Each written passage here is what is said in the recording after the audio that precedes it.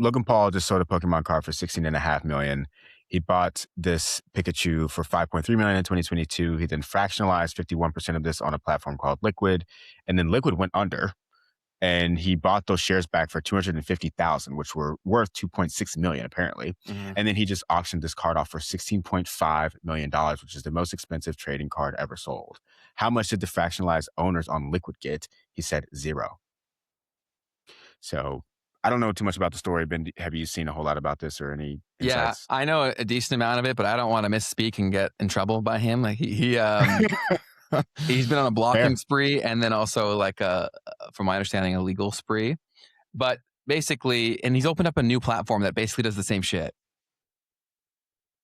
Of as Liquid. fractionalizing. Yeah, Okay, yeah. gotcha. So there's a new platform where you can support them. Hopefully, they've ironed out the kinks there, and not condoning, not suggesting you use that platform whatsoever, but that does exist now. Yeah. So I typically anything he's touching, I don't want to be touching, pretty much. So yeah, I think there's maybe a top signal for Pokemon cards, at least short term. Fair enough. um, there was one other piece of the story around someone basically placed a bet on Polymarket at several price points and made around $300,000. I haven't fully looked at the story, right? I'm just hearing this. Um, he said clearly this person had a sharp sense of the car's potential value. It's possible they were part of Logan Paul's team or maybe even the buyer themselves using insider knowledge to cash in on this auction hype. Yeah, that's the craziness where that becomes possible across so many different things that people aren't privy to. So yeah, that's definitely crazy. The guy spending that much money on it is insane, but obviously it's for the optics of it all. Apparently, he's trying to promote a treasure hunt where he's trying to collect the most valuable collectibles for our Mm. generation type thing. Ah, So he very bought it interesting. for exposure to that. But at this point in the game, like I don't know how many actual fans Logan has. He's got a lot of followers. How many fans does he have? Mm. It's an I yeah, interesting thought. they're definitely good marketers. Like him and his brother are obviously fantastic marketers. But when you market like they do, I do think there's like, well, with any fame, there's a lifespan to it.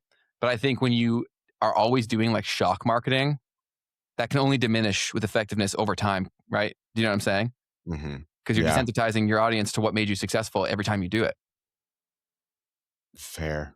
I have a question from JN. I have a question for people who collect cards, toys, comic books. Why do you collect and what are you going to do with it in 10, 20, 30 years? Are you planning to sell for a profit?